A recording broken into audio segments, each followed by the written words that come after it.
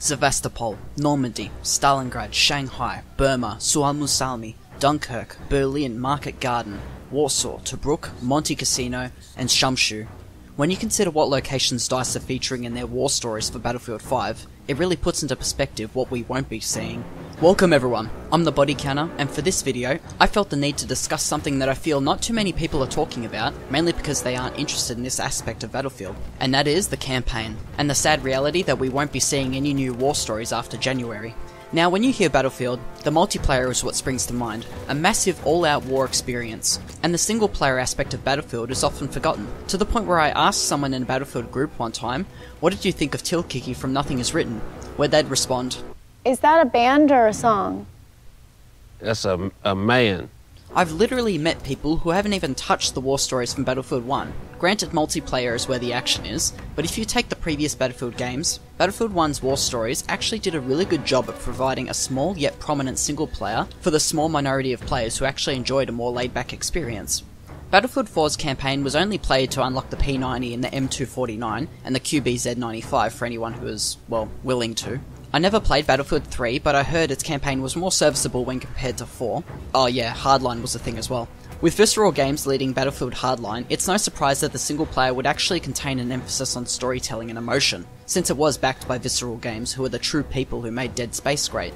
I've never played either Bad Company or Bad Company 2, but I've heard nothing but positive reviews on both its multiplayer and single player experiences. But back to the two most recent games. Battlefield 1 tried something new with its single player.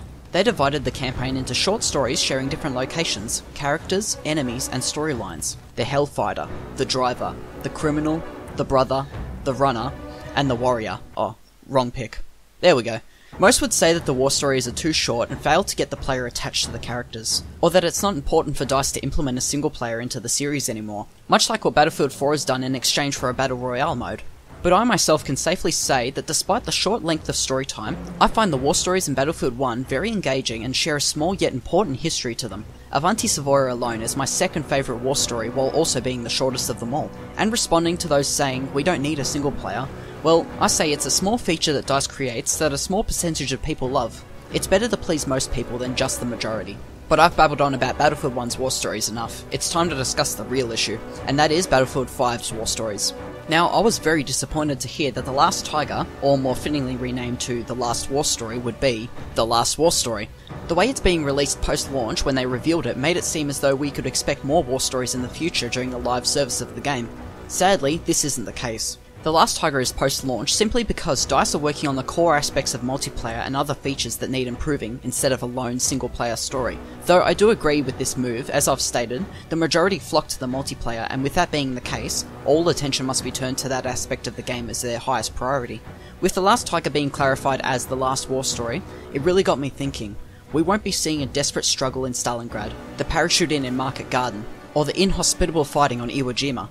Even if DICE are looking for the more overlooked conflicts of the war, there is still plenty of material.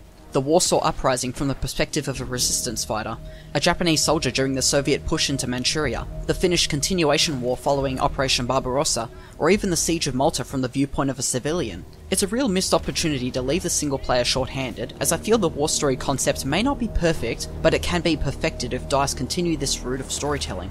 A great example of balanced multiple perspective storytelling in World War II is World at War, following both the Russian and American perspectives on the Eastern and Pacific fronts, which essentially plays in a war story-esque style, following two different perspectives of war, except instead of being short campaigns, they are blended into one and change perspective every mission or two. We can't plead with DICE for more war stories, they can't fix the negative feedback on the current missions they have to offer, and it's unknown what the future holds for single player in the series. But I feel that the war story aspect is a system which can be improved to the point where even the people who only play multiplayer will be flocking to the single player experience. I hope you enjoyed this little video and agree with the things that I've stated. If you enjoyed the video, leave a like to show your support, or drop a comment down below to share your thoughts on the topic. Join my Discord to participate in the banter, subscribe to keep up to date, and as always, keep on fighting.